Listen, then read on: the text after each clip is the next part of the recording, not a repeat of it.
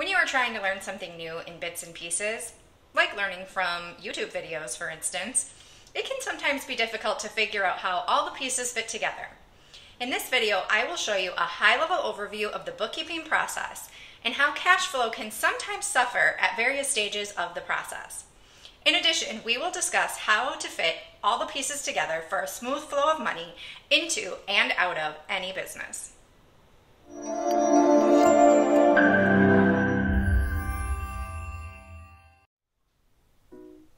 I'm Kristie Van Pay with Prosperity Bookkeeping, and we take the guesswork out of small business bookkeeping. I have cleaned up thousands of bookkeeping mistakes over the course of my career, and that is why I started this channel, to help prevent you from making the same costly mistakes and to provide advice on how to put the bookkeeping process to work in your small business. By the way, before we even get into it, if you click the link below, I've actually given you the PDF version of this workflow, plus the bookkeeping schedule I follow for each one of my clients to ensure the flow of bookkeeping tasks I'm about to discuss are timely and smooth. Okay, so let's dive into this bookkeeping workflow. So what you see here is really the high-level overview of the bookkeeping process, and we're going to walk through this step by step and talk a little bit too about where money can get stuck in this process.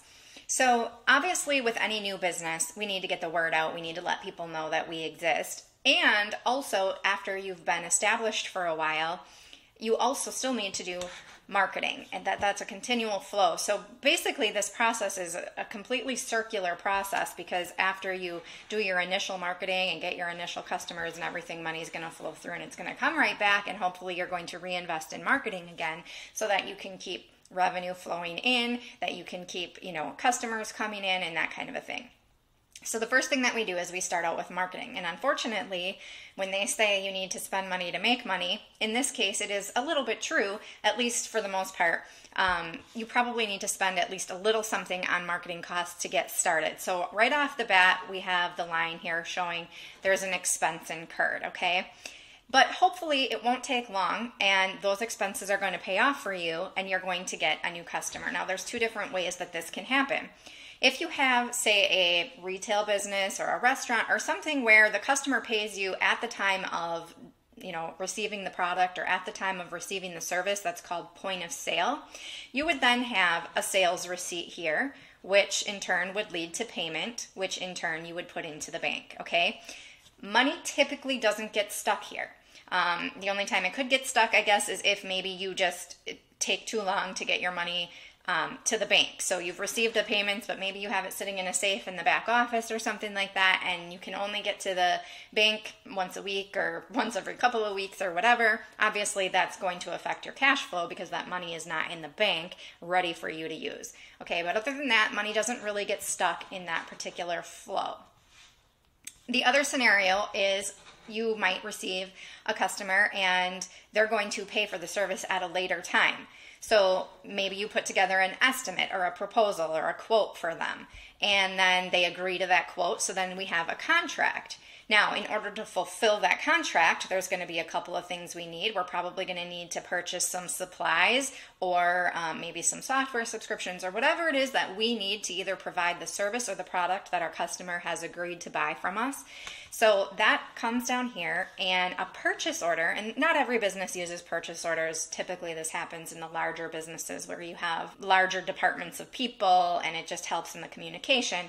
But I want to include it in here in case it's something that you use in your organization. So you have a purchase order, which is basically an agreement to purchase a certain product or service from a vendor that is based on the needs of servicing this contract that your customer signed, okay? So you create the purchase order, you submit that to your vendor so that they can fill your order, and once they've filled your order, you're going to receive a bill from that vendor, which needs to obviously get paid. So you'll see that kind of flows here. You got money in the bank, and then it's going to go into your operating expense account, which I will get into why there are various accounts here in a little bit, and it's going to come out of your operating expense account in order to pay that bill.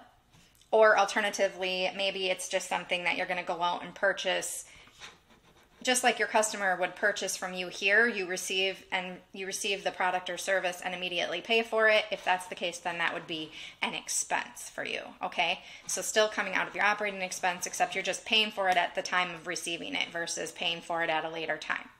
This is where money can actually flow out of your business too quickly. So if you are invoicing your customers and you're paying vendor invoices, if you're paying these bills faster than you're collecting from your customers, that can cause a cash flow issue as well. So you're sending money out the door before you're actually receiving it, which can cause a little bit of a cash flow crunch, okay? So we've invoiced our customer, now we need to get paid by them. So that's going to be, once we collect payment, then we're going to take that money and we're going to put it into the bank, all right? In order to fulfill this contract, we also needed to make sure we have employees, or maybe it's going to be you at the time, but if you need to have employees in order to fulfill that contract, then you're obviously going to need to pay them. So that's another piece, and that's another place that cash can flow out of the business more quickly than it comes in. So if you're having to pay your employees for services that you've performed, or products that you've sold, and you haven't received payment from your customers yet, again, money is flowing out faster than it's coming in, and that can cause a cash flow crunch, okay? So moving on, we've received payment from our customer, and we're going to put that money in the bank. Now, this is where I'm going to give you some recommendations on how to stay safe, no matter the season. We've just gone through a couple of years here of some major uncertainty. We've had events happen that nobody would have ever guessed in a million years could happen. I mean, we literally had the whole world shut down for a period of time, and some businesses really took a hard hit from that, and others really excelled. So you never know if it's going to be a great season or if it's going to be a not so great season, and you want to be prepared for that. So this is my recommendation, and these recommendations are based on a book called Profit First by Michalowicz, which I will link in the description below. And it's not an affiliate or anything like that. I'm just linking it for your convenience. But you can check that out. It's a great book, though. It's a system that I've used in my own business for several years now, and it has really, really helped in making sure that, I'm always prepared for any type of business scenario, business downturn, business upturn, whatever it is, okay? So the idea behind this is that you have 5 bank accounts, okay? And those 5 bank accounts are an income account, a profit account, a tax account, an owner's compensation account, and an operating expense account. All of the money that flows into your business goes into the income account, okay? So all of your deposits go into this income account. 2 times a month, and this is not a set rule, but this is the recommended workflow. 2 times a month, just to keep it simple and to make sure that you're not spending too much time on this, you will allocate money out of the income account to the other 4 accounts based on predetermined percentages, okay? And those predetermined percentages are basically kind of where are you today, and then you take baby steps to get to the ideal percentages, which are recommended in the book, and I'm not going to get into here, okay? So let's just say, for instance, that you want 10% going into your profit account. So and we do the 10th and the 25th of the month, just because it seems to be really good dates for making sure that, things are happening at good intervals. That's about every 15 days or whatever in the process. So on the 10th and the 25th, we're going to take, let's say, 10% from this income account, and we're going to transfer it to our profit account at the bank.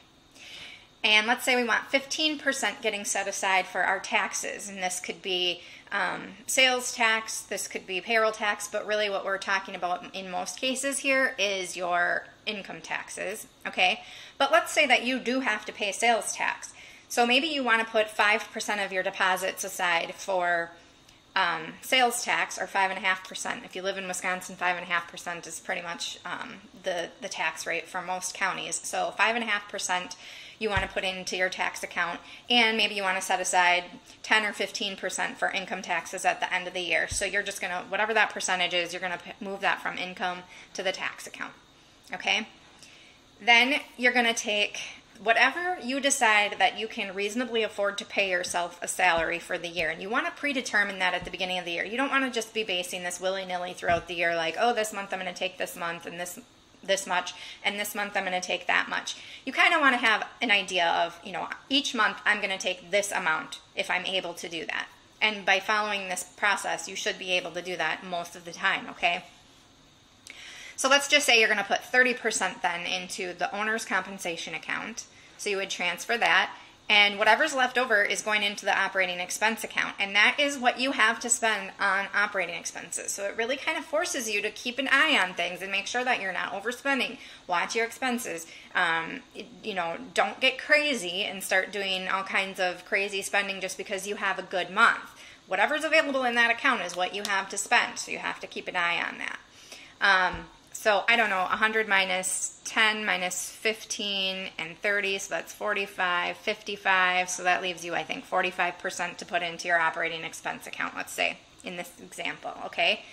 And that's the money that you're going to use to pay your vendor bills and any business-related expenses, as well as your payroll. Now, once a quarter, what we recommend you do is you take half of this profit and you invest it, and the other half of it you can take as a profit sharing bonus to yourself, or you can give it to your staff, or whatever way you want to use it. So over the quarter, that account is going to build up. And at quarter end, you're going to take half of it and invest it into something that's going to make that money grow for your business.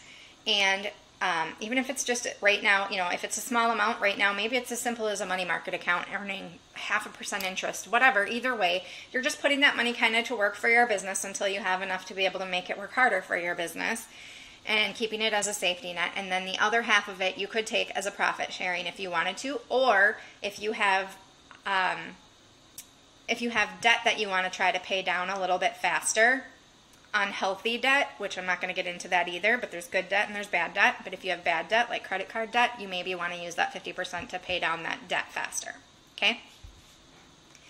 Then we have our taxes, which maybe it's on a quarterly basis. Maybe you're paying in estimated taxes on a quarterly basis. This is going to the government, or maybe you're just paying them at the end of the year on your income tax return, or whatever the case may be. Eventually that money is going to go to the government, some government agency. And then out of the owner's compensation account, you can do it twice a month, you can do it once a month, however often you want to pay yourself. You would just pay yourself out of that owner's compensation account. So you would transfer the money out of the owner's comp account into your personal banking account, not associated with the business, okay? And you're going to transfer the amount that you predetermined at the beginning of the period or the beginning of the year based on, what you think you can afford to take and what is reasonable for you to take out of the business as a salary. And then, of course, the operating expenses, we just simply pay bills on the 10th and 25th because those are the days we're doing the allocations. We know the money's going to be there. We don't have to worry about it coming out, at random times and risk running short. We're actually going to just pay our bills on the 10th and the 25th only. And that way we know how much money is coming out of that account and what to expect.